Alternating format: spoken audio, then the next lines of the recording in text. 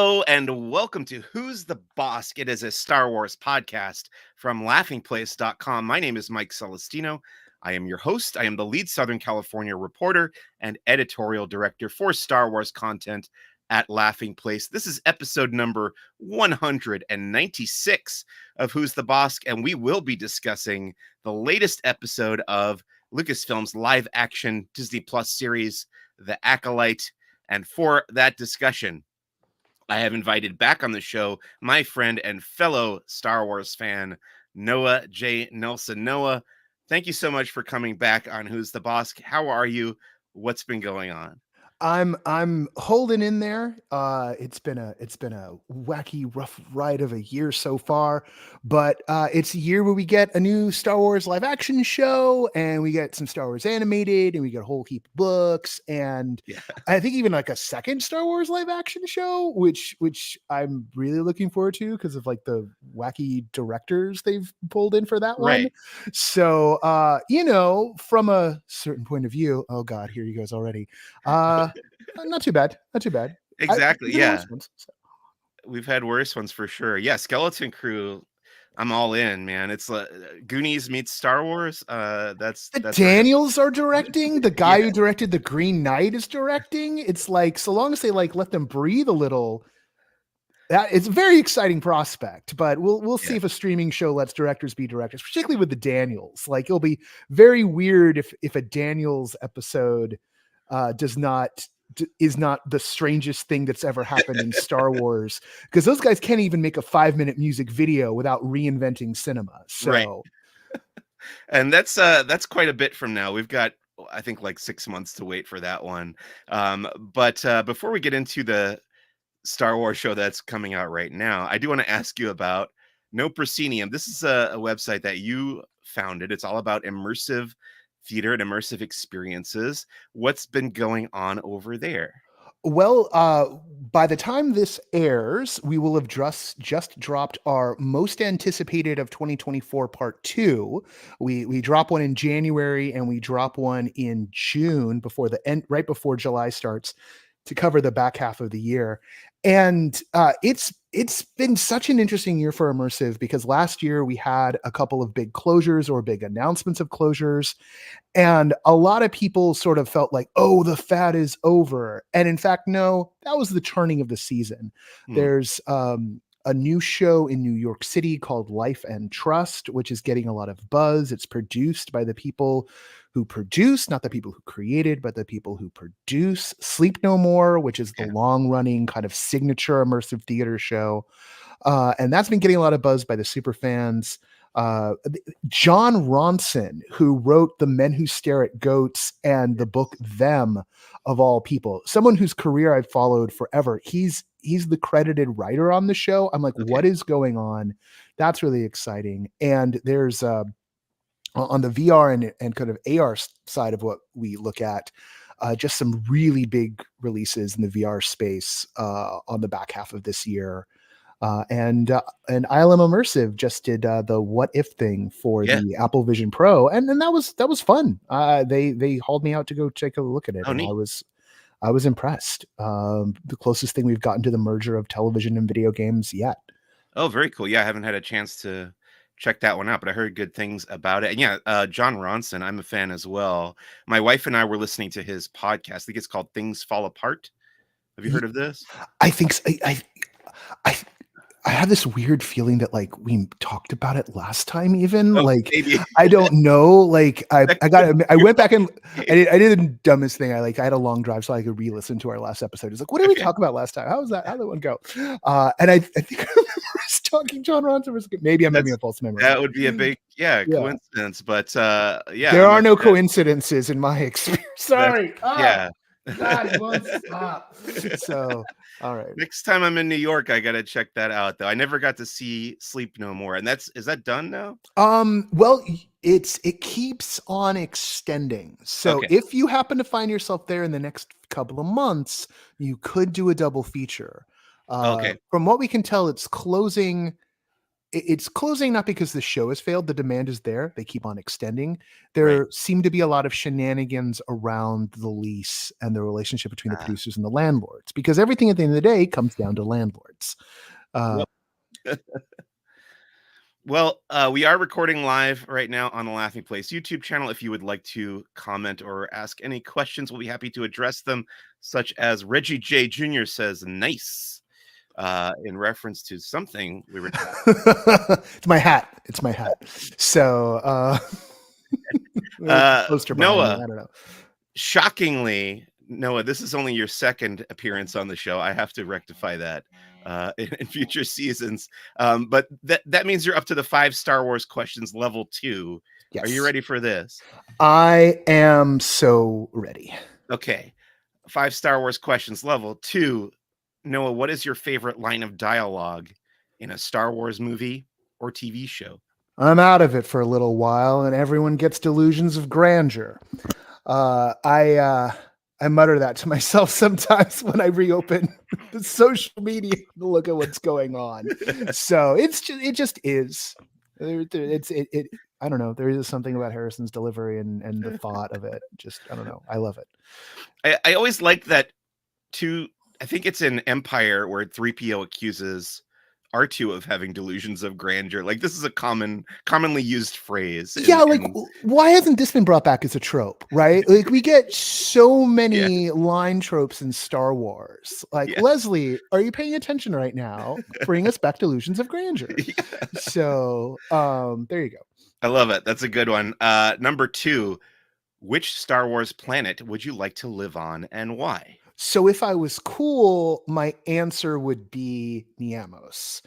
But I'm not cool. So my answer's Endor Okay, because it just reminds me of Muir Woods back home, and I would sure. just like to live in Muir Woods. So and that's also the thing. I could, in theory, one day go live on Endor if I just go far enough into California's Yeah. north.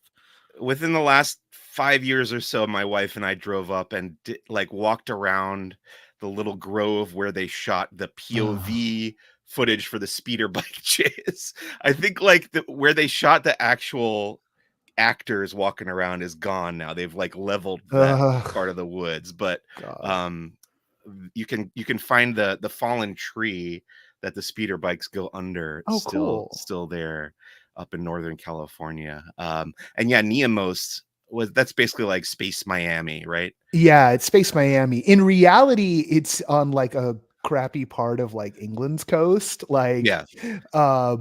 but in world it's Space Miami. But like I don't, no offense to anyone listening to Miami, like I don't even want to go to real Miami. So like I Right. understand. That's the thing. If I was cool, I would go to Miami in this life, but I'm not, so I Yeah, don't.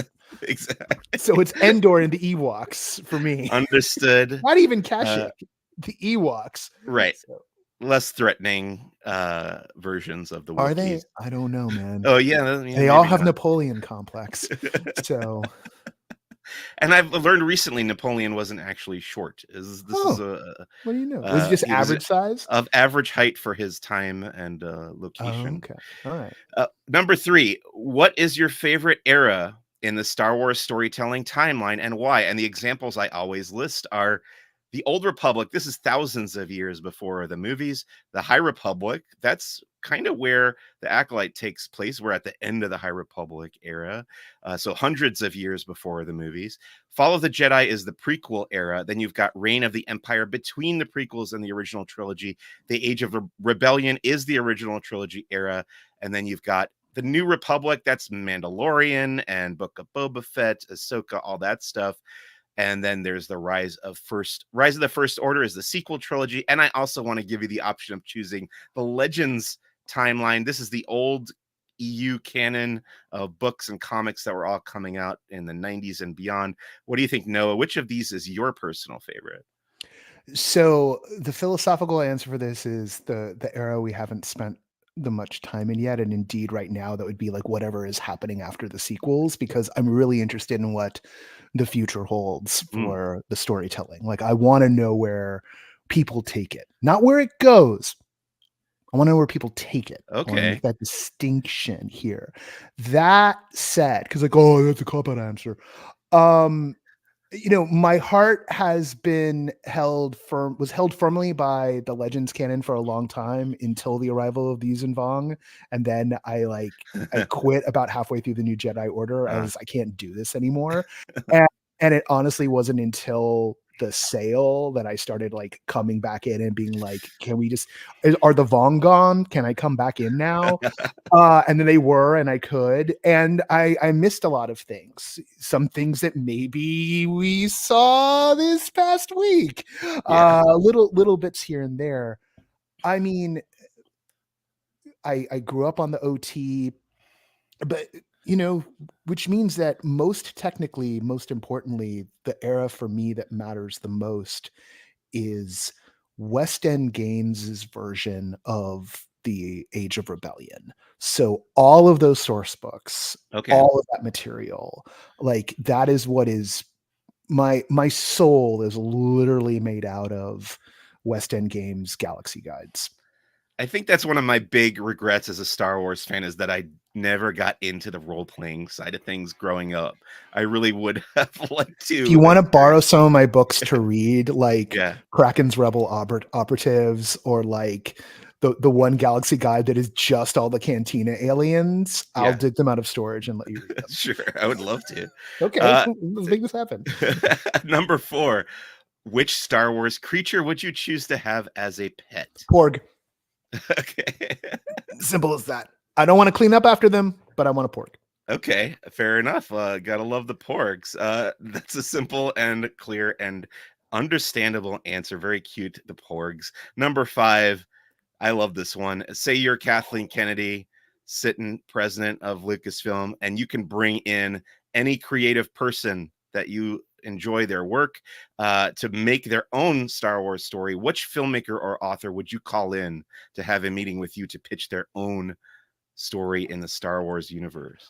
Well, I feel very lucky because they've already taken a meeting with Takashi Yamazaki, the director and writer and an FX person of Godzilla minus one, Mm, and that film was tremendous. Um, a work of a genre work of genius, a work that is super grounded in the characters, yeah. super grounded in its era.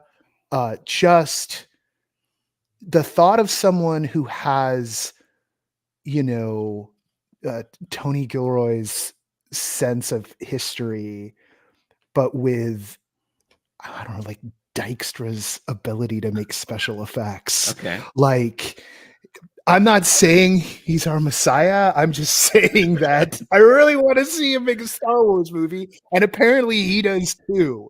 So let's get it going on, and just unleash him somewhere in the timeline. Like, just oh God, please.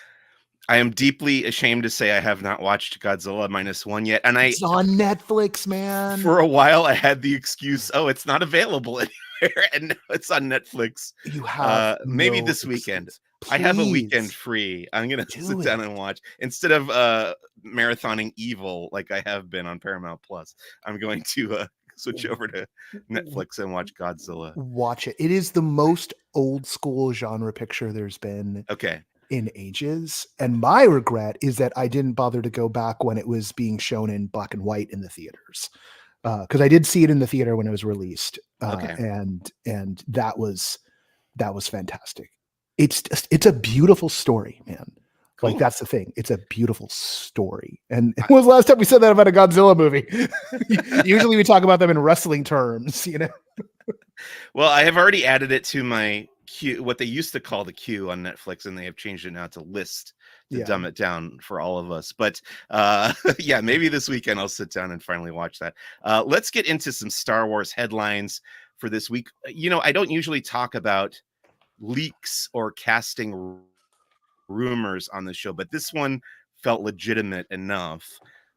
It kind of came out through an interview with one of the directors of Andor season 2 that we will likely see the actor Ben Mendelsohn returning to his role as Imperial Director Orson Krennic for season 2 of Andor.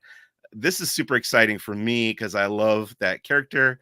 Love Rogue One. I love Andor 2. Noah, what are your thoughts on this one? Krennic interacting with our Imperials. Yeah. Oh my god. Like Daedra interacting with him. What's our boy, like the corpse set guy? His name is escaping me at the moment, which is really sad. I should Oh, have it memorized. Cyril Karn. Cyril Karn, yeah. Yeah. Krennic and Karn. I mean, just think of how much Karn is gonna shrivel down under the gaze of Krennic, of Ben Mendelsohn. Like, oh, please, just let me consume this whole. Andor is my favorite thing in Star Wars other than The Empire Strikes Back. It is Wow. like Yeah. it is like number 2 because of that old West End Games Yeah. thing. It's like it's the military sci-fi side of Yes. Star Wars done just straight, just Right. absolutely straight. Super grounded. God. Yeah, I love it too. Very excited for this. Hope it's true. And we'll find out in like a year. Or maybe they'll make some announcements at D23 or something. They'll make some announcements at D23, but we won't see it for so long. There's so much life to get through before we get Andor season 2. It's not fair. It's fine. There's other stuff. It's the only thing keeping me alive. So. Unrelated to Andor, but still, this is kind of related to something else you were talking about earlier. We got through her Instagram account, Daisy Ridley was posting about her recent visit to Disneyland Star Wars Galaxy's Edge. We saw images of her in the pre-show for Rise of the Resistance, kind of enjoying her own image in the hologram there. And then she went out into Black Spire Outpost and met the Rey performer, or Rey herself, wandering around Black Spire. Did you get a chance to see these pictures? No, I've seen one photo and I didn't dig into it, mostly because like my first thought was like, if I was Daisy, I would just be like, oh, okay, put me in, coach, and just start. Right. Like shock everyone, right. like wait, and mostly you'd have a lot of, people just being like, wow, she looks a lot like the one from the movie. It's like, it's a hiding in plain sight instinct. But I got to check that. I saw one photo and she looked kind of like she was a little bit like, oh, huh. They really tried, didn't they? She looked more excited in the Rise of the Resistance photo than she did meeting the Rey by the Millennium Falcon. Okay. But yeah, that makes me think of when Johnny Depp came in as Jack Sparrow and like hung out in the Pirates of the Caribbean ride for a bit. They let him crawl into it in costume. So. Yes. So, I mean, that guy just keeps that costume in his trunk, from what we understand. So don't quote me on that. This is live. Is this live? We are live. Did I get him sued? So, but it would be neat if they did that, maybe in promotion of this new movie that is supposedly still coming together about Rey and the new Jedi Order. And you said earlier on that you are interested to see what people, what direction people would take after the sequel trilogy. How interested, how excited, how intrigued are you by this idea for this new Daisy Ridley Rey film? So I was at a 10 when Damon Lindelof was attached, particularly after Watchmen, and now I'm at like a 7.5. Okay, because at least Daisy has been like actively campaigning for John to join her, which will take a lot of work because I think John is like, I'm done. Yeah. But as we talked, I was the Force Awakens guest when you did the sequel trilogy, and the chemistry between those actors is so it's everything for me. It re-sparked my love. I mean, I had a bunch of kindling here, but like the spark they had lit everything on fire and just put me over the top on Star Wars again. And I would give, I could just watch 2 hours of Daisy, John, and Oscar like bantering, cooking in the galley of the Millennium Falcon, which is why we're proud to announce a new series on Disney Plus. No, but seriously, I want to watch those actors live in those roles with each other. Yeah.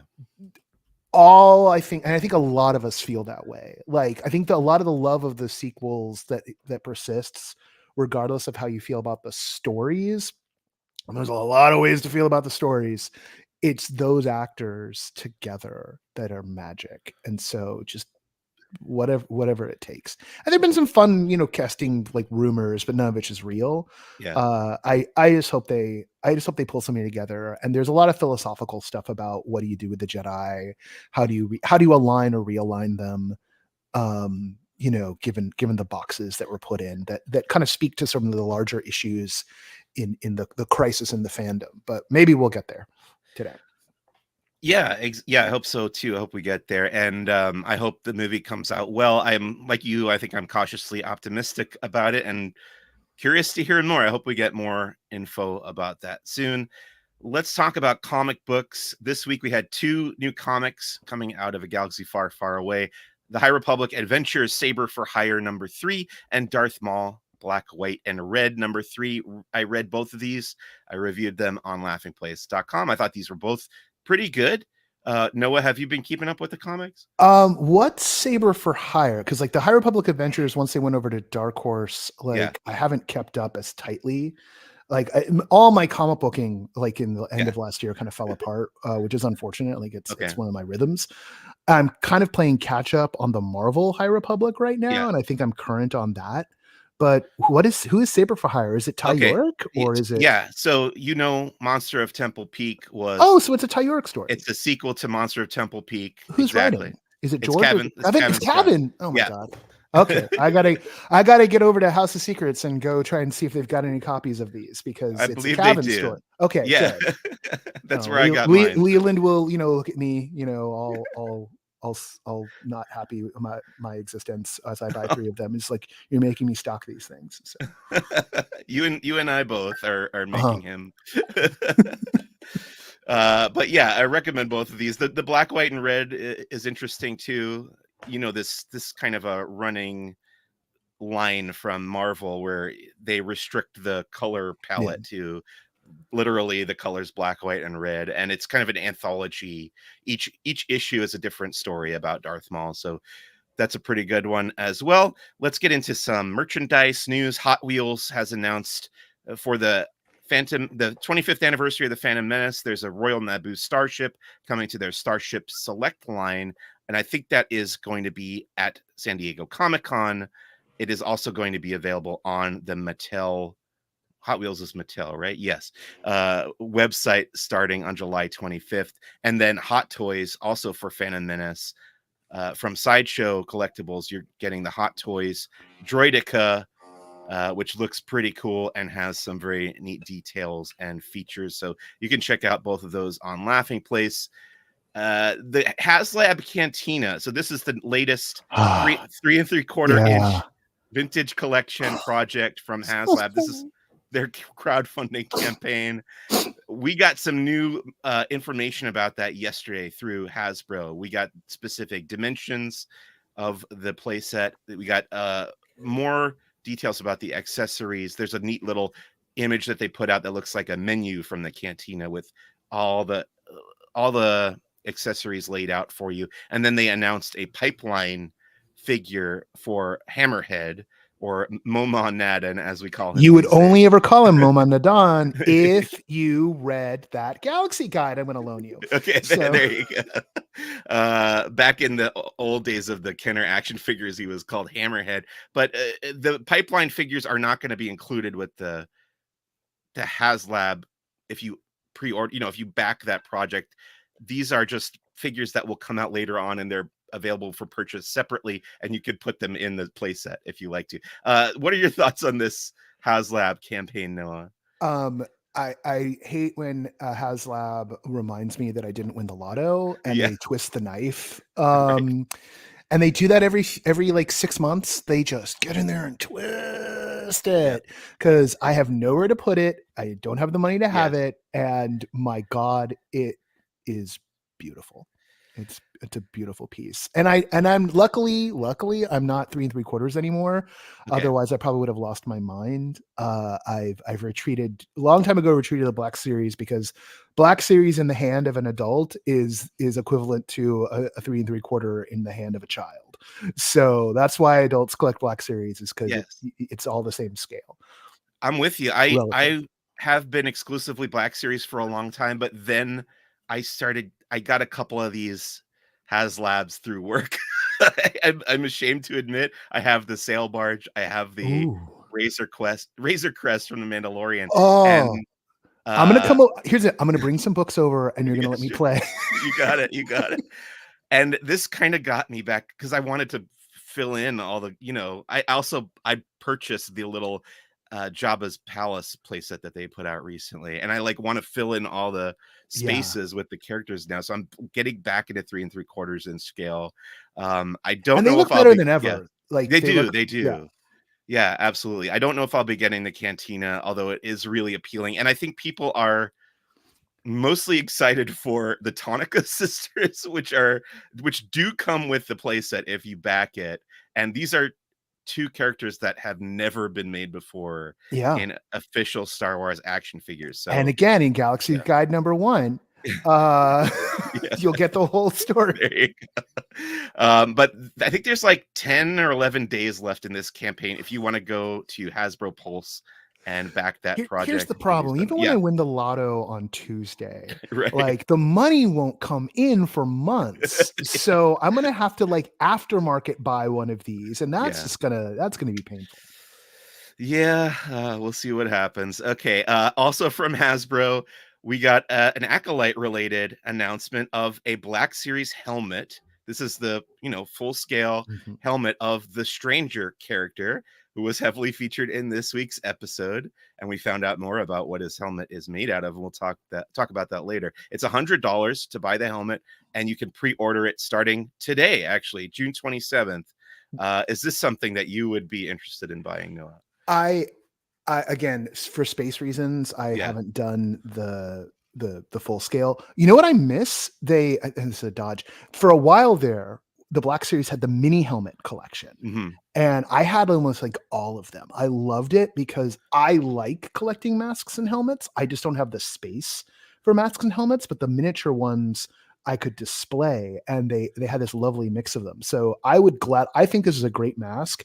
I was surprised at the renders I've seen of, like, the coloration, Yes. because, like, sitting against the black, it does not look like that on the show unless you look really, really close. Like, I'm very I'm a little confused at, like, as to what the final product's actually gonna look like because of how it looks on the show, and is Right. that a matter of how they're lighting things or what? Because it looks very, like, black with metallic undertones, Right. as how it looks in the show, but it looks almost gold, or Right. bronze, or a color of a particular metal we'll talk about later, on the render, that Yes. was released, and so that left me going, "Huh, Well, I wonder if this might be a similar case to what we experienced with Han Solo's jacket on Hoth in The Empire Strikes Back, where forever yeah, we thought it was blue, blue," but right? it was actually It's brown. actually brown. The costume he wore, Harrison Ford wore in the movie was actually brown. Now, I think it might be the color grading or the lighting on the show that is Yeah. making us feel like it's one color when the prop itself, the helmet itself, was actually maybe the color that, Hasbro got the reference material from It's and usually yeah, what happens. yeah, Yeah, and if you stare real close, and my rewatch of 5 was after that image had come out, so I was yeah. really paying attention, being like, "What is its actual color?" You know? Yeah, like I said, that is available for pre-order right now on HasbroPulse.com. One other item from Acolyte news is we have the first half of the Acolyte soundtrack now available. The score is by Michael Abels, and you can go and stream that wherever you stream music, usually on Spotify or whatever other streaming services you might use. Noah, what have you thought of the music before we get into the episode? What are your thoughts on the score for the Acolyte? I thought it's been solid, some nice references to other Star Wars material, Yeah.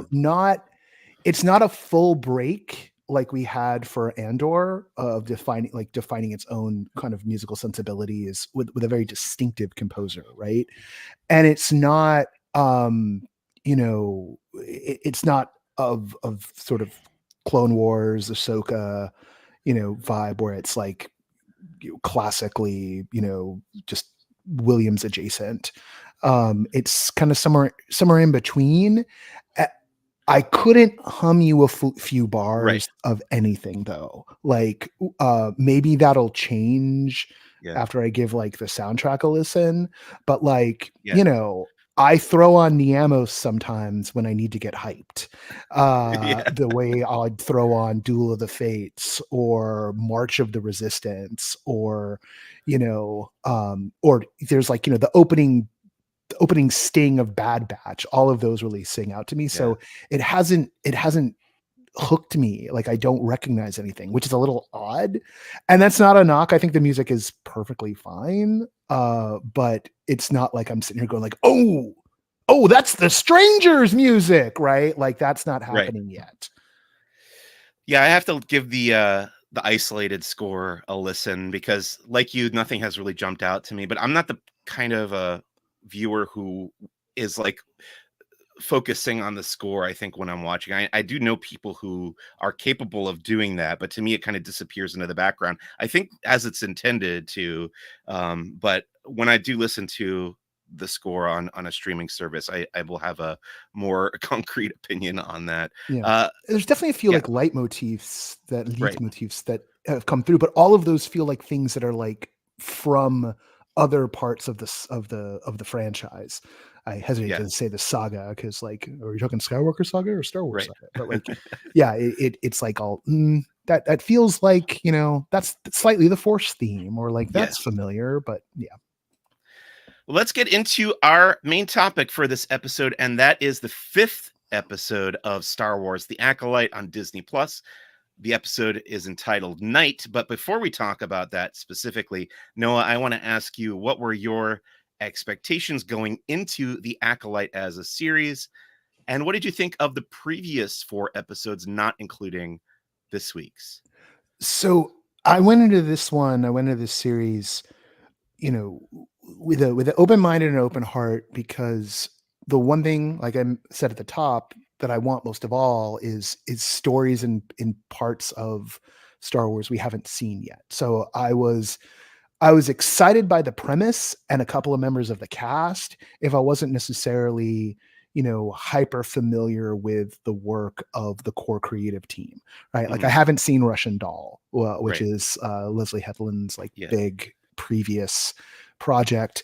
I did like a lot of what she was saying in interviews about wanting to explore, the story from like a different perspective by like centering, people who are like on the dark side of things. That she was, noting that she's of the EU era, that's like, what she came up through. And I think we're really seeing that right now, where we're Yeah. seeing a lot of that, because and so I didn't walk in being like, "Oh wow, this is going to be like the next big huge thing." I think it because we're in like a dry spell a little bit of the filmed material. Mhm. Like the last cycle we had of the TV shows, it was like Mando season 3, what was it? Andor, Mando, Ahsoka, or it was like Yeah. Mando, Andor, Ahsoka, or something like that. Like we had a lot in a relatively short period of time, and it's been almost a year. So I can't remember how long it's been since Ahsoka, and Ahsoka didn't bowl me over, and that's with some characters, Sabine, Ezra, like Rebels is my number 3 behind. It Okay. goes Empire, Andor, Rebels, and Rebels was number 2 for a long time. So like that carried me over because those characters were executed so well. So it's been a fallow season, and so I feel like this show has taken on a lot more weight than it needs to. Uh, in a world where we had Star Wars shows just coming out of our ears, I Right. think this would be like a upper mid card show at the moment, with a couple of moments that are, and then an upper mid card show, and then we could just kind of let it be itself, and kind of lean on its own strengths, of which I think it has a lot, as opposed to being right now, this is what has to carry the whole franchise in the eyes of Mhm. the wider world. And it's not really set up to do that. Right. So, as with all things, I always come into this with like three minds. There's like Noah, the personal fan, Noah, the person who cares deeply about the health of the franchise, Mhm. because of because of how much it's meant to him. Like, I'm very conscious of that. And then like Noah, like the Star Wars lore historian, right? Where it's like, oh, what are they going to do to the canon this time? Yeah. Because someone's always changing something somewhere. Um, It's interesting that you say it would play better if it were surrounded by kind of more live action stuff, because I think it was made kind of with that intent. It was made during that period where they were just churning out all these live action shows, and it kind of got pushed. I think it yeah. was intended to come out like a year ago, and then there was this whole Or kind to of come out after Skeleton Crew or something like yeah. that, right? But there was this whole slowdown in production on streaming series, I think just for money reasons, as most Remember, things. we had the Yeah. strike. Everyone Yeah, forgets, that's like, true. we Yeah. had a pandemic and then the Yes. strike, and so, like, there's nothing in the queue, and then after the strike, there's been this slowdown, Yeah. so, like, it's getting even sparser. So, yes, you're dead on right. This is supposed to be part of, like, this smorgasbord of, Right. like, oh, there's gonna be, like, I think this year was gonna be, we were gonna have 2 Mandoverse shows and the Acolyte, and that seemed to have been what the plan was, where it was, like, you're gonna have either Mando or, like, the Marshals of the New Republic or whatever that show, the Rangers of the New Republic. Rangers Yeah. that got shelved, right? Yeah. And Mhm. Skeleton Crew, all 3 of which have been in Mandoverse. So the idea that, like, that the Favreau Filoni part of the Yes. shop was gonna have an annual product, that the stuff that shoots at Elstree was gonna have an Yeah. annual product, right? And remember, that's part of the thinking here, particularly when you're doing television, of, hey, we've got these sound stages, we've got these crews, we're going to keep them working, and we're going to Yeah. make sure that another production doesn't come in and take over our sound stages. Yeah. So we're just going to keep on cranking out product. And that we would have gotten in, because this was shot over, I think this, don't quote me on this, I think this was this done in England? Because Yes. yeah. Because you can tell with some of the stuff, it's like, oh, they're borrowing that from the Solo set, right? Yeah. They're borrowing that from Andor, right? Like, that I creature noticed wasn't that with Solo. some of the creatures too. Yeah, Yeah, yeah. exactly. And Like, yeah, like, go keep ahead. the creature shop going, right? Like, Yeah. that's this is the franchise health Noah talking, right? Right. That's what that means, right? Keep these shows running so that we can keep on making product, and crank it to the point where there's that kind of saturation. That plan is gone now, right? The streaming era has Yeah. proven that's not how you want to do things. Marvel overdid it and kind of, you know, spoiled the broth for everybody, Mhm. with how they were approaching that kind of saturation. And what we're left with a very different situation, where this show that was supposed to be like kind of a, hey, could we do something over here, has suddenly become like, this is what Star Wars is now. Right. And it's like, whew, it's not fair. It's not fair. It's not fair. It's not fair to the series, but I think it holds up well enough on its own. Let's talk about this week's episode. It's called Night. Same director as last week, Alex Garcia Lopez, who comes from Cowboy Bebop, the live action version, The Witcher, The Punisher, which is a Marvel project, one of the Netflix ones, written by Cor Adana, who is one of the co-writers from last week, from Dune Prophecy and Mr. Robot.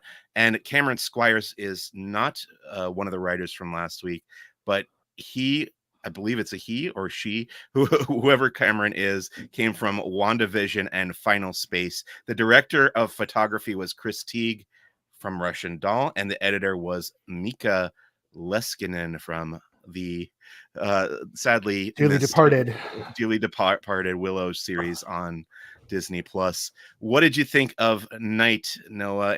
Anything stick out to you about this episode? Oh, tons sticks out. Okay. Tons sticks out. So, my first watch of it was, I was really depressed that day. Yeah. So, like, a few things popped, but I will say, given that, I I did scream when Jackie died.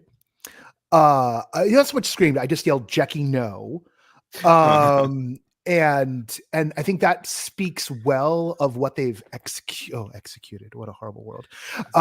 With the show, like they gave us some characters that we could start liking, and cut them off right at the moment where we would have had to like give them script immunity. If they had lasted much longer, it would have been almost too painful to lose them. Right. It would have been like George R.R. Martin territory, where it's like, you've had 3 seasons of watching this child actor grow up. Guess what's happened to them now? And it's like, no, please, no. And just from a standpoint of how do we introduce a villain, right? Like this build of the reveal that's not a reveal, if you were paying attention from minute 1, of Chimera, I think it's Chimera, that's right, because it's the cue that throws me off, right? Chimera as which also, come on, Chimera, like the Chimera Rouge, like right. It's not that alone was not it was hiding in plain sight, like, oh yes. We're gonna name this character after like a bunch of genocidal like political people, right? And it's, oh, he's just a little guy. It's like, no, he's not. Like, hello, it's hiding in plain sight. But the literal reveal of his face, I don't think we've had a more badass reveal of a character, of a villain in Star Wars than, hey, let's stab the baby face multiple times with a hidden blade, have their body drop, and then in the most 90s wuxia movie look of someone holding 2 blades and just looking absolutely badass, as like, yep, that's who it is. Like, the thing you thought, yeah, we're not being all that clever, but we want to make you feel good. And that's also, I think, the thing about that is like, it's not so twisty that you couldn't figure it out, and also doesn't hit you up the side of the head and make you feel dumb because, like, well, but we never saw that.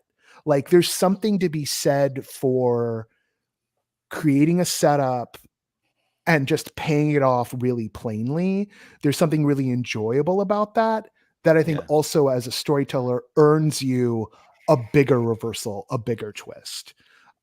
So, lots of lightsaber action, which is a lot of fun to see. I don't think it was always shot maybe as well as I would have liked it to have been shot. Like, there's some economy going on there. That's been the thing with, I think, the show overall for me, in the action, where it's like, I think that the choreography design has been really exciting. I don't think the cinematography has always supported the choreography design as well, but that may also be a function of maybe the choreography was a little bit too much for the actors, given how much time they have to learn it and rehearse it. This is a TV show. This isn't a movie. Right. So trying to balance all those things, I think we get a lot of like, well, this is as good as we could get in this scenario. And that being said, like, just, it's been super exciting. The thing that I liked the most about this one was Manny's performance, right, and how, taken as a whole, I think the thing that's this episode's really a lot of fun. This pays off a lot. I think this episode also, and particularly the last episode, would have been better served being one long episode, because they form a complete storytelling unit. We do get a great cliffhanger and a fun little opener, but they work so much better watching back to back, because in terms of the story rhythms, they form a complete unit. Although I was also thinking about this earlier, it kind of also creates a bit of the old Republic serial vibe, in that here's this short episode, this 2-reeler that you get a cliffhanger on, and then you come back and you're going forward. Like, this series is maybe the most Republic serial thing that Star Wars has ever had. Right. And it makes me wonder if, that was ever talked about when they were piecing together the theory of how to present this story, that like we're going full Republic serial Hmm. here, the pacing of it, Yeah. etc. Last week's pacing was really weird. This week's pacing was perfectly fine. And but they are of one piece. Right. They're one episode. It's day and night. Although I And also note, yeah. how long was that fight supposed to be going on? Because like they start the fight, night is falling when the fight begins, or night has just fallen, and then the last of the fight, day emerges. So maybe that plant's got a very short day night cycle, really lush for a really short day night Right. cycle. But like, I don't know, man. Like, I have questions about the diurnal cycle of Kofar. It's supposed to I be a have so, waxing planet. I have so much I want to respond to there, but I think the big thing that stands out to me that you said is the performance of Manny Jacinto, because like you and like many, many people, I also predicted that he would be the face behind the mask. So I wasn't surprised by that at all, but my it wasn't disappointment. I'm not going to say disappointment, but my acceptance of that reveal that was not a surprise was tempered by his performance, which I just loved him so much more in this alternate version of his character than I did as the Chimere that we knew before then. Yeah, And it also made me appreciate that performance more now, yeah, knowing that that was a performance on the character's part. You know yeah. what I mean? It's almost reaching Naomi Watts in Inland Empire. Yes. No, Mulholland Mulholland Drive. Drive, Sorry, I yeah. get my Lynches confused. 'Cause she was in both. Uh, where I spent like the first 30 minutes of Mulholland Drive being like, where did they find this girl? She's Yes. terrible. Why is she in this? This is awful.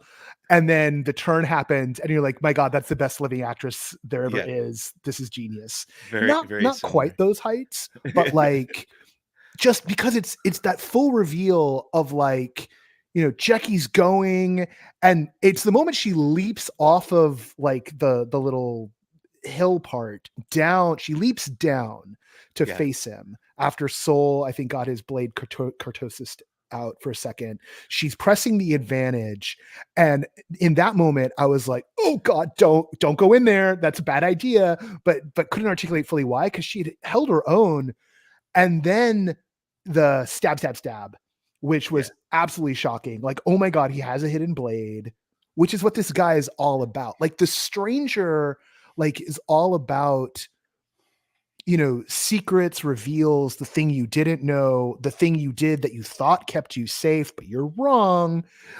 And so boom, boom, boom, hits her 3 times.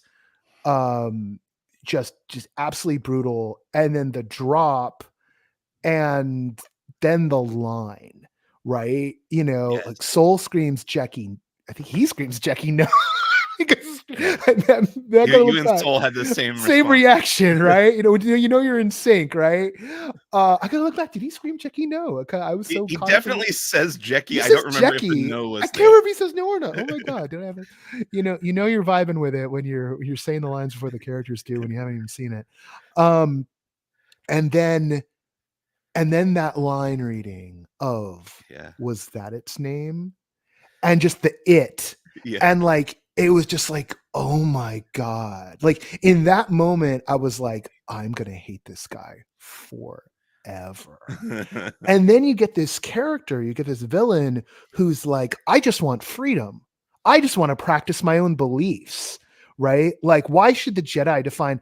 And like, oh, on one level, like, yeah, religious freedom. It's like, this guy's a sociopath. He called someone that we cared about and it, Yeah. right? Like, this is a perfect arch villain for the moment we're in culturally, Yeah. because it's like, he's seems to be really learned and really, like, attractive in a lot of ways, right? You know, I think one of my favorite things I saw in threads was someone was like, you know, where can I learn that arm routine? Not from a Jedi, Yes, right? I saw that Like, too. you know, this particularly on an actor who, those of us who know the actor, you know, your first thought is Bortles, right? Your first thought is Jason from The Good Place, like, you know, just kind of like a dopey person.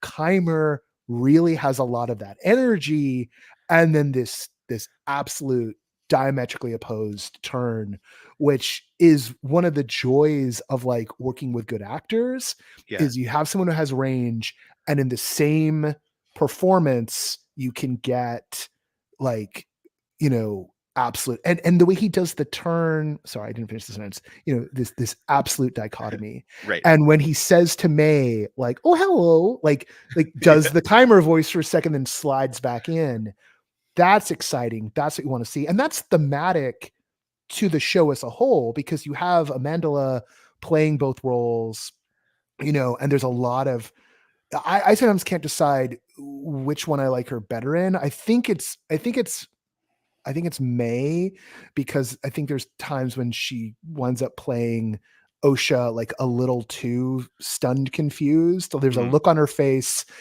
Uh, there's a look on her face, I think, when she arrives and sees like the Jackie just die or something like that, that almost looks like she's about to pass out. It's like Right. she doesn't quite know what to do with that side of this job. Sometimes it feels, but all of which is pointing towards, okay, what's the duality of soul, right? You Yes. know, what's the soul of soul? Did How bad was his sin on Brendock? Yes. Like, these are the questions that are starting to get set up in here, and it's being executed through executed. There's that word again, through the performances, Yeah. um, and that's the thing that is, you know, giving me life right now, as the kids say.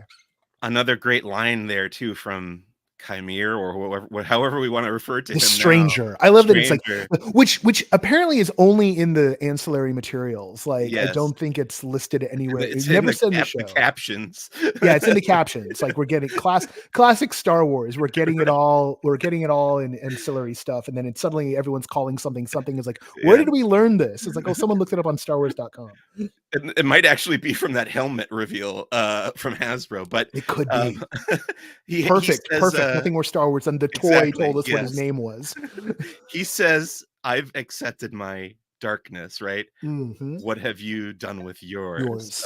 Yeah. Gosh, yeah, and that really opens up a lot of questions, and I'm sure we'll find out more. Speaking of things we'll probably find out more about is the stranger's past, and he does have another line that made me think that he might have either been a Jedi or known the Jedi before the helmet came off. He says, "Don't you recognize me?" Right, to Soul, and then later on, when Yord comes back into the fight, he says you, and I remembered, oh, they've just met this character before in this Yeah. series. So I don't know, do you think there's more to it than that, or is he just referring to that scene they had together a couple episodes ago?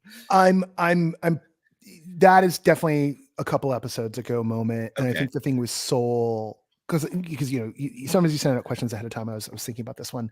Like, Yeah. I'm pretty sure all of this is that the stranger knows more about what Soul did on Brendock Right. and his culpability there. And that's where all this needling is coming from. The "you don't recognize me," I that one is a little odd, because they're like, well, how could he? He's got the helmet on.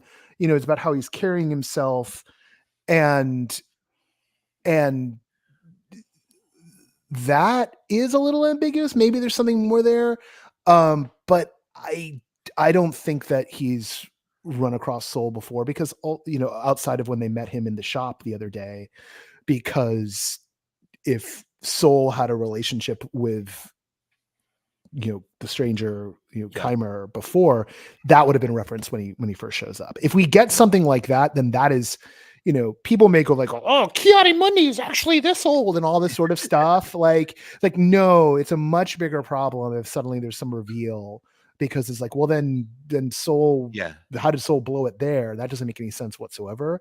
There's also And the thing that complicates it is because of that stuff that's been released on StarWars.com about how the helmet works. It's implied that the helmet and what the helmet's made out of has some sort of Magneto's, Yeah.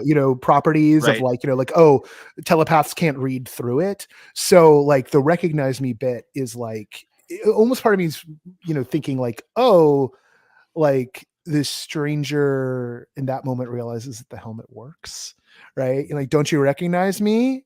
Oh, you don't. Okay. Oh, okay. Well, then why would I take my helmet off so you could read my thoughts? Like that would all track Yeah. within that dialogue there, that that's what we're being told at that moment, is that even he's not fully sure that his disguise, his efforts. I also another line reading I love is like, well, I did wear a mask, Yeah. right? Like it's so good. It's Yeah. like there's something just like it's like he's just like dismissive and Yes. snarky, He's got a little bit of sass to him. Yeah. totally. Which then also speaks to like, oh yeah, he's clearly, he's. We all know like if this guy is Sith, he's not the master. He's definitely Right. the apprentice, and he's Yeah. seeking an acolyte so that he can train someone up, so Yeah. that he can go kill his master and become the master. Like Yes. thus it is under the rule of two. Yeah. Um, there is, of course, there is a real, canonicity like puzzle that they've put themselves for here, which is, you know, who can survive, right? Can Soul survive, or can the stranger survive? I I find myself in this moment hoping.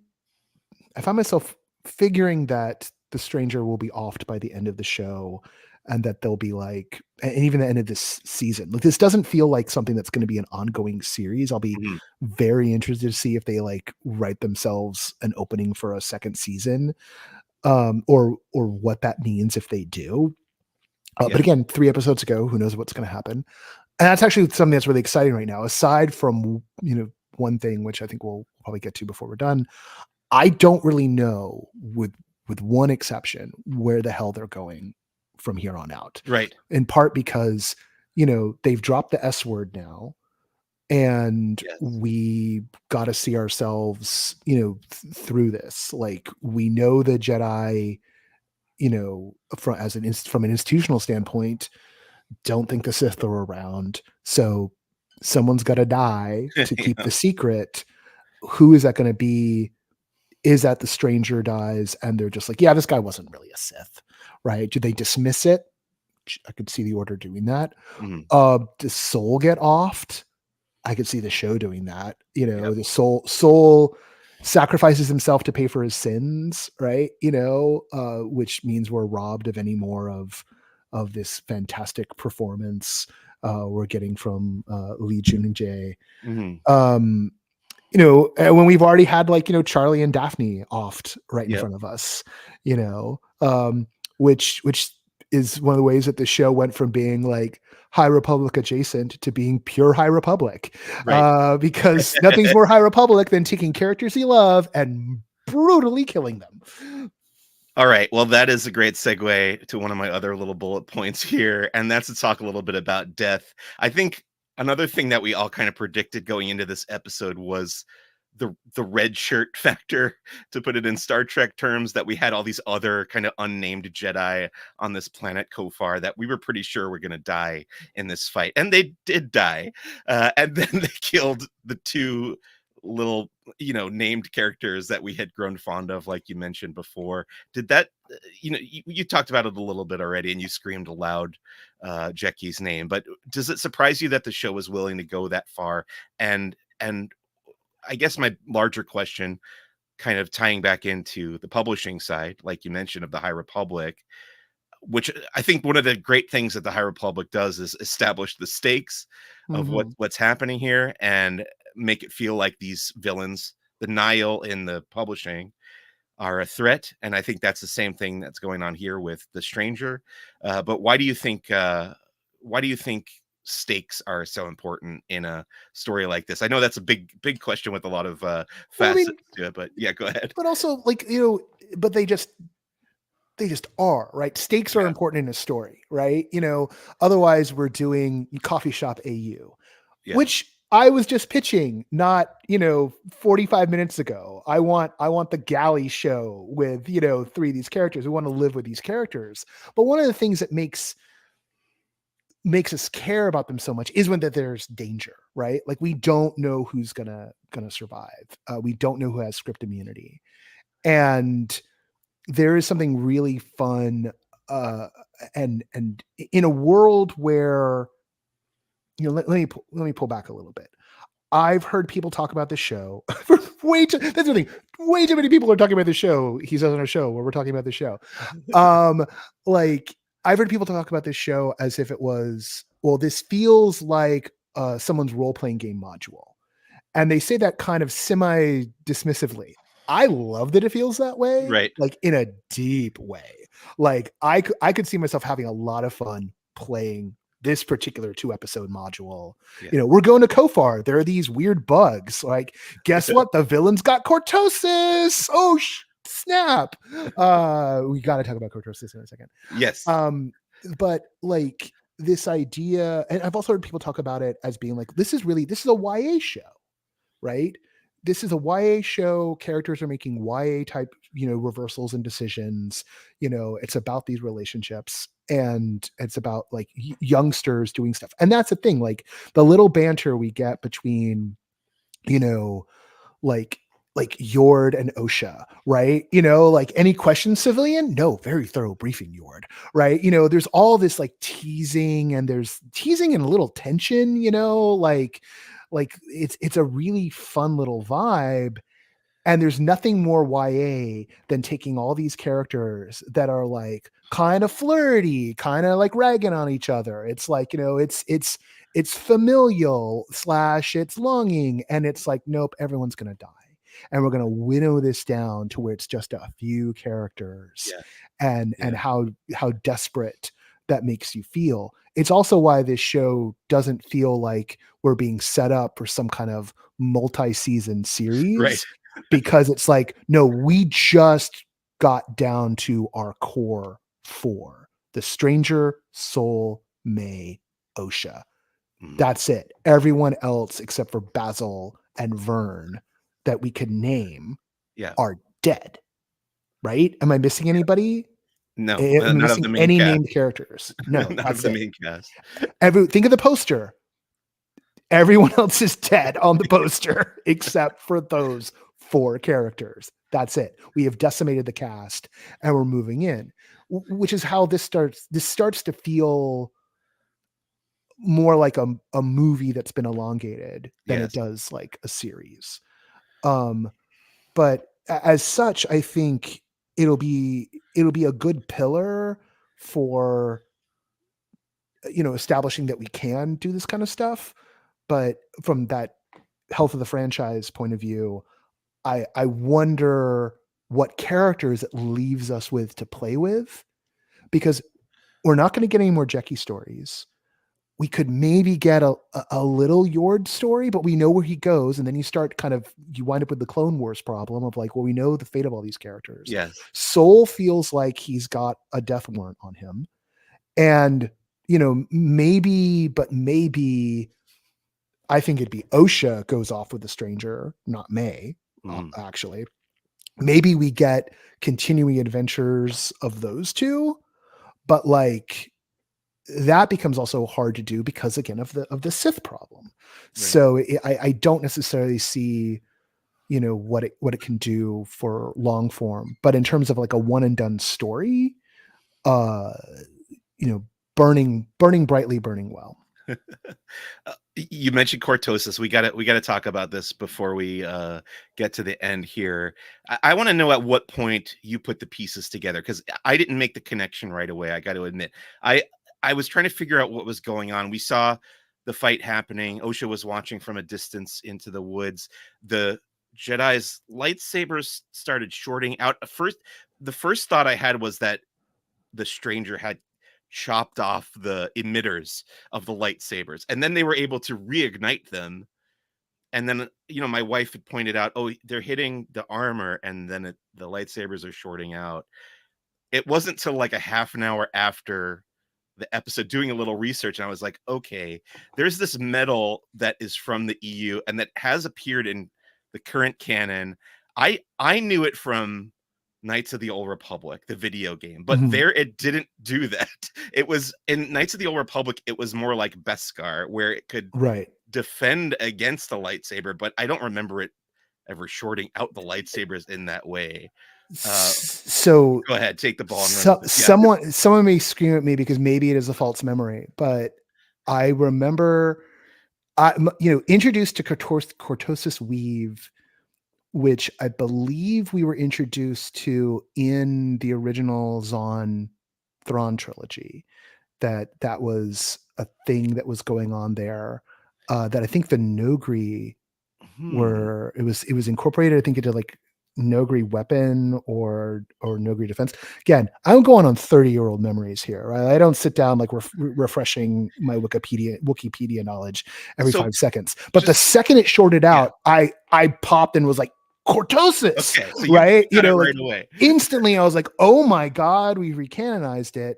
But then someone pointed out somewhere along that like actually the first time we see it, I think, is in like uh the Kanan Hera novel, like Yes, Cortosis a gets new brought up there dawn. in A New Dawn, like the Yeah. medal gets brought up. And I remember popping then as well.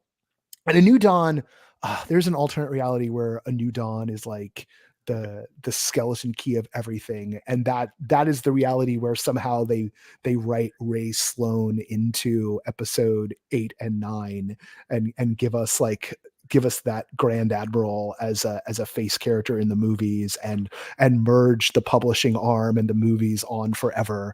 But no, we don't live in that reality. We got other things. But yeah, the second it goes out, and on my rewatch, I really appreciated the moment where, like, I think it's Soul's saber, maybe it's someone else's saber, I can't remember, but like someone hits the helmet. Yeah. I think it was the helmet, and then like you watch the saber. I think it was Jecki using Kelnaka's saber, and like the blade actually like waterfalls off of it, Hmm. right? So it's not just an instant dissipation, like the Yeah. colored plasma falls down like in this cascade like behind him, because as a reminder that like what's being emitted here by these kyber crystals is like plasma, right? So that's being held together with like the magnetic force that is the design of the saber. Right. So like it's also telling us a lot about how lightsabers work, Yes. which is one of the things that makes Cortosis interesting. And like when Beskar first showed up, like I was like, oh no, poor man's Cortosis, because much like in Knights of the Republic, all it did was just like reflect it. Mhm. But if I'm remembering correctly, and again, old memories, has he got Cortosis Weave? Star Wars fandom wiki. Yeah, there we go. So here we are on the Wikipedia. So in my limited research, I don't want to actually you, but in my limited research, the first appearance of Cortosis was in the novel I, Jedi by Michael A. Stackpole, which would have been after. Oh, yeah. Yeah. Yeah, it was a Stackpole thing. So Mhm. no, well, actually, me like I'm Okay. going very, very. It's old memories, and I love iJedi. Yeah. Um, yeah, behind the scenes, sources conflict over the nature of Cortosis' effects on lightsabers. Um, and an engineering resistance capable of blocking. Uh, exactly. Yeah, but like the whole idea of yeah. Uh, iJedi, brittle, highly malleable metal, not only capable of blocking attacks but disabling lightsaber weapons when it comes into contact with them. Yeah. So like this means we're getting the iJedi one. All those I understand why I got confused for the Thrawn to the iJedi, because iJedi is part of the Spackle trilogy of the iJedi and the Hand of Thrawn duology, which Yes. sort of reoriented the EU material post Kevin J. Anderson, because Stackpole and Zahn were like, oh man, we got to fix this continuity. And so they did. And iJedi is also, I think, where we particularly Corn, that character of Corran Horn is like a vision of like what a Jedi could be, Right. that I think a lot of people cling to, who came up in the EU era. So yes, I misremembered exactly when, because it would have been a bigger deal. So it wasn't the Nogri, but maybe some Nogri got it. Anyway, yeah, the cortosis weave. Um, love it. Love it. Love that Love they're it. still pulling stuff from the publishing to put in the live action. Definitely enjoy whenever that happens. I have one more big question for you, Noah, about the Acolyte. What do you think are May's motivations at this point? Because we know in the last episode she was like, Yeah. I can forget about all this Sith stuff and go and turn myself into the Jedi and be with my sister, because that was her. She decided her priorities were OSHA. So in this episode, she shoots Soul with the stun blast. Soul goes out for the count, down for the count, and OSHA and May have this scene together where May is embracing OSHA, and then OSHA turns it around on her and tries to arrest her for her crimes, like Jackie did earlier in the episode. And that kind of, I guess, another switch gets flipped in May's brain there. But what do you think her goals are after that point? She's abandoned Chimere, or the Stranger. She doesn't seem to be pursuing that path anymore, but she has taken OSHA's place and gone off and impersonated her with Soul. I don't know. What do you think's going on in May's brain at this Yeah, point? I don't know, and I don't know how well she thinks she's going to get away with it, because like she's got a scar on her forehead. Yes. Like I was all, well, during my rewatch, all I was thinking was like, is there a beat where we see her do something about that? Like I mean, yes, her bangs are covering up, right? On the one level, and maybe Soul isn't like, paying super close attention, but I'm kind of like, okay, would he not notice it? Particularly since Right. it's something that like that the beat wherein Dara sees the scar is where, in retrospect, we realize that she recognized May as May and not May as OSHA, right? Like, because probably when the mask came down, she thought it was OSHA. She gets up close, you, right? So like that's a big tell. We know that the Stranger knows that he's got OSHA in his Yes. possession, as it were, because we see the tattoo, Right. right? Which is not something that May has. So I can't imagine that the deception is going to last for long. Especially And with is it Basil? Yeah, It's got the scent. Basil's on the case. Yeah. Basil, who's a tracker, who's a little investigator named after Yeah. Basil Rathbone, clearly, Sherlock Uh-huh. Holmes, right? So, we know where the names are coming from. I have literally no idea what Me she's neither. thinking at the moment, right? Which means like that means that there's something to be like revealed, but like, I mean, because plot wise, it seems like what we're going to get is Soul will unburden his soul Mm. to May, thinking that he's unburdening himself to OSHA.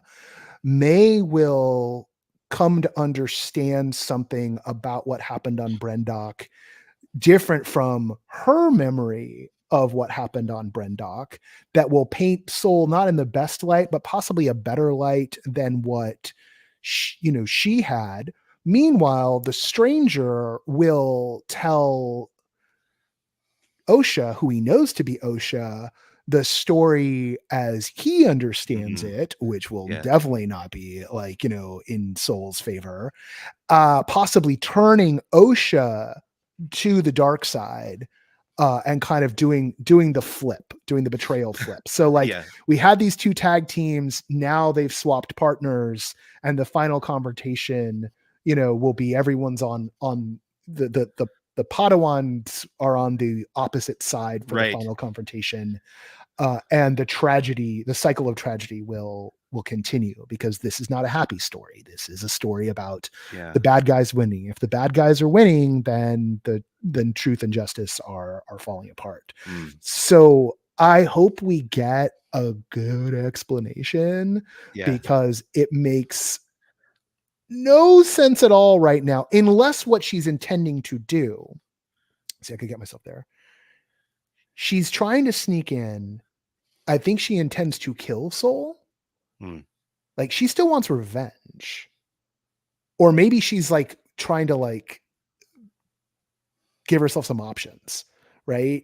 You know, she figures she'll off Soul when he least suspects it. Maybe that'll get her back in with the stranger, right? That's the other thing. Like all the time, like she kept on doing a lot of watching what was going on. And if we think about her in this episode, she's running away all the time. She's watching the fights. She's fully freaked out. I think she doesn't really know what to do. She's scrambling right now. She's terrified of the stranger in a way that she wasn't before. Like she like was scared of him in theory, and now she's scared of him in practice.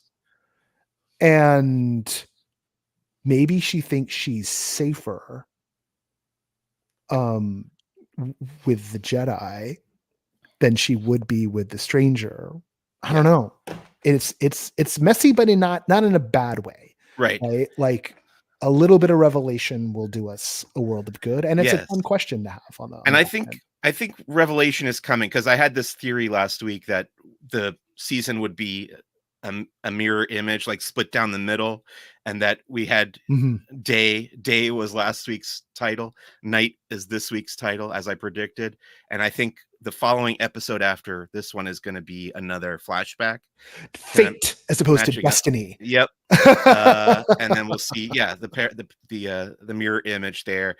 It's interesting to me that you connected Soul, the name Soul, to SOUL, soul, because after this episode I was thinking SOLE, soul, like Soul Survivor soul.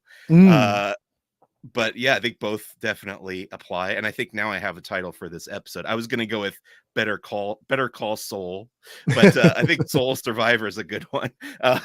Well, and still also Soul being a sun, right? Like he's the star which all this revolves around, right? Yes, it's all laden. It's heavy. It's heavy-handed character naming, like the grandest Star Wars tradition humanly possible. I did really like this episode. It sounds like you liked it too. I did have a couple little nitpicks with it. I think the twin swap thing feels a little cliche to me. It feels a little too Parent Trap to me. But I'm okay with it. But the whole show's Parent Trap. So yeah.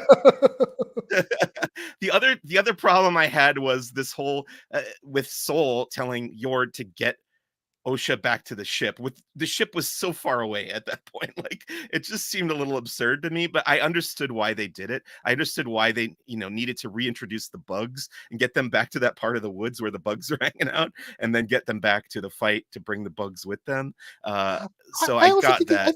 I think it comes in from a character standpoint, right? Like I think Soul's like, he doesn't want her to die, right? Like the one good thing he did on Brendok that day was save this girl. And if she dies, whatever sin he's carrying around, whatever, even if what we find is like he was desperately trying to keep Indara and Torben and Kelnaka from doing some shit, or maybe he was in on sorry, I said the S word. And all that, whatever he was trying to do, this is the one good thing. And it's one of the reasons why it's so important all along that he has her survive, clears her name, because otherwise then everything that happened, all that stuff is on his head. Unless somehow we get the revelation that no, really, that fire was May's fault, in which case you're like, what? But how? This doesn't make any, we know it doesn't make sense for a reason, so make it make sense. And I think we're going to get that sense making soon. Yeah, and speaking of making things make sense, I do agree with your thought on that, and it does make a little bit more sense to me now why he would want to protect her in that way. Was there anything, before we wrap up here, Noah, anything that you didn't care for in the episode other than what we've touched on already? I mean, I just like on my rewatch, I was a little less harsh on it, but there's just times with like the cinematography that I just want it to be I wanted to be showcasing the action just a little bit better, and I do feel like the lighting is also, and the color grading is maybe getting in the way of some of that. So it's almost like in the pure production standpoint. Yeah. And not entirely sure exactly. I can't think of a fix necessarily, but it's just a little bit. I don't know. I want things to be a little more striking. Mm. And it's not like we don't live in an era where you've got some really striking television shows. Like I was watching, The Bear season 3, part 3 last night, like watched 3 episodes of it.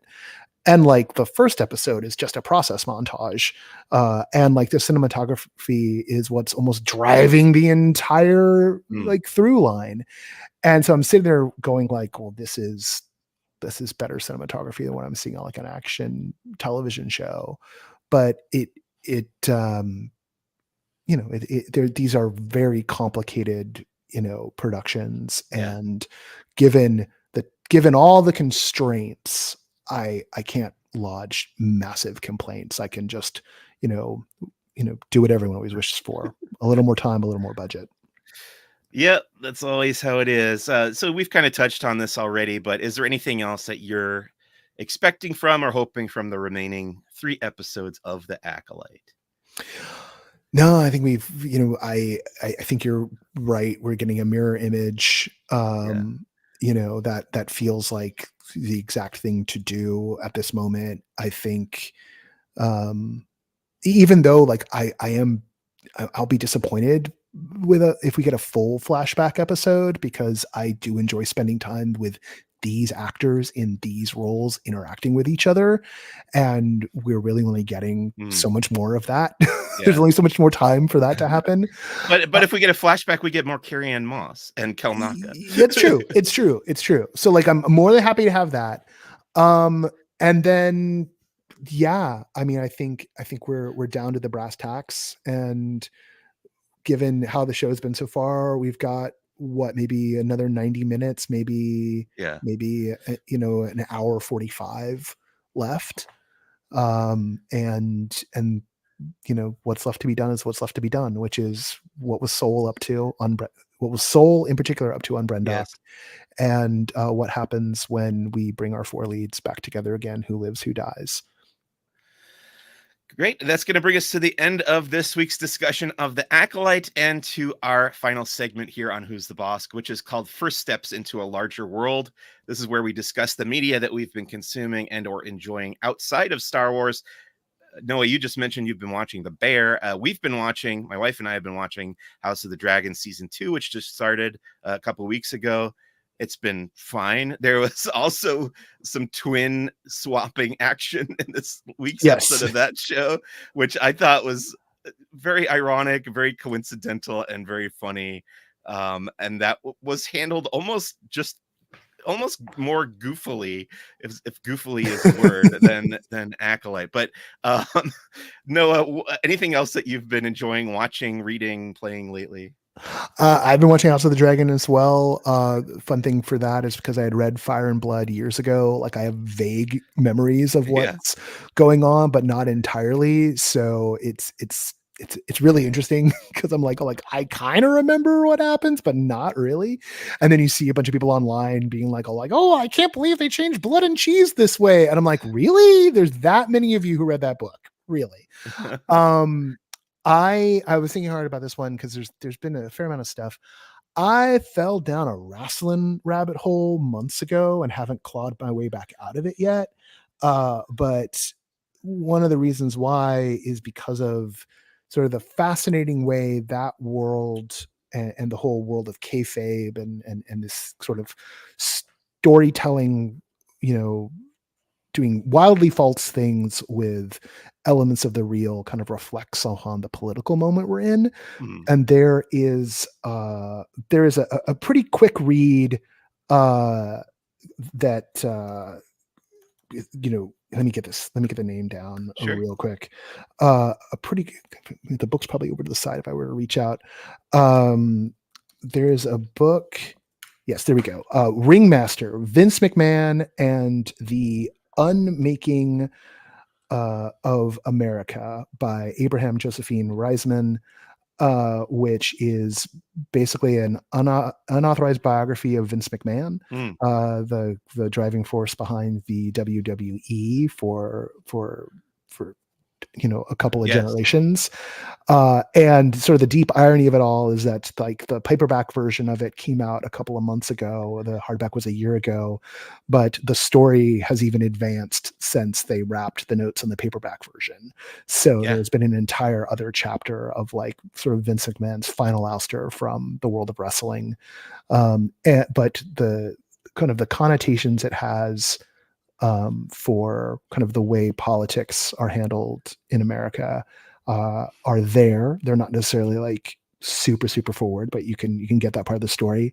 And I think from a understanding of the dynamics of the way fandoms work Mm, and the way franchise storytelling works, I think studying what the world of wrestling does um, can teach you a lot about sort of the baseline things of what works and doesn't work inside these large narrative universes.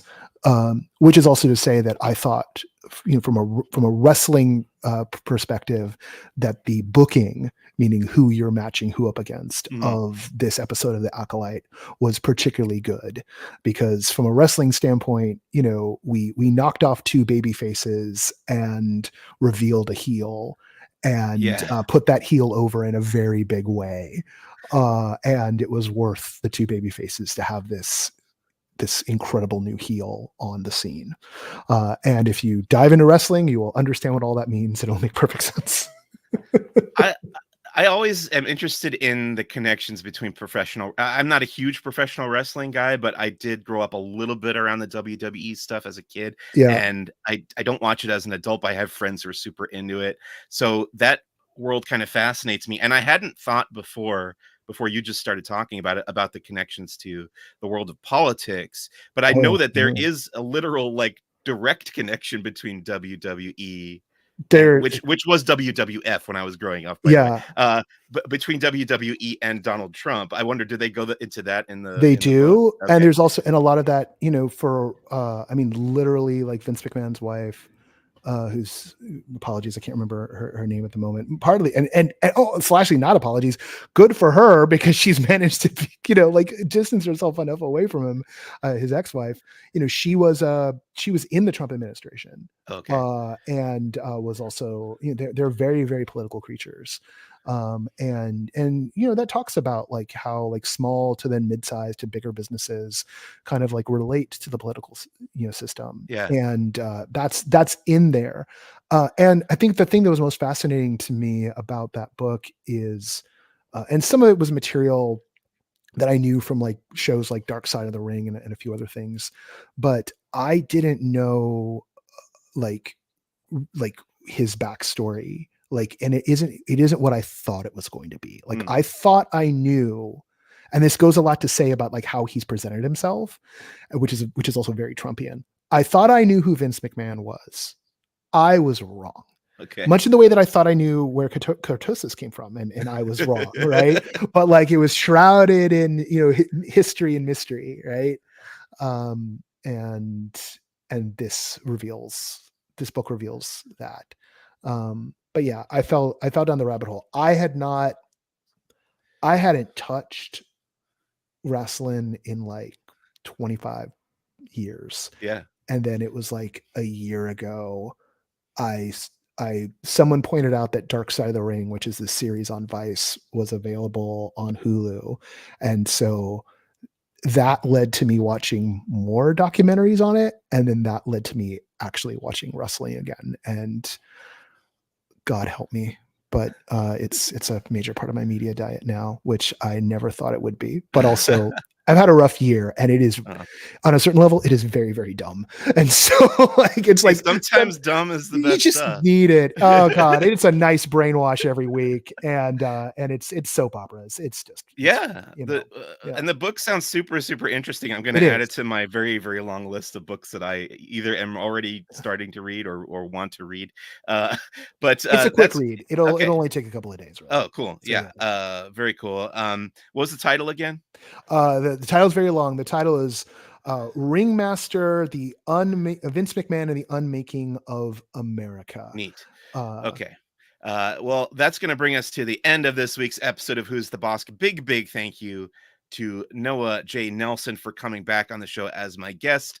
Love chatting with you about Star Wars. Noah, where can people find you if you want them to find you on the internets? I hang out a lot at Blue Sky at Noah J. Nelson. I'm also on Threads, I believe, as Are You That Guy, which is my Instagram handle. Hmm. Don't call me on that though, because I'm not looking at it right now. Okay. And you can find what I work on at noproscenium.com.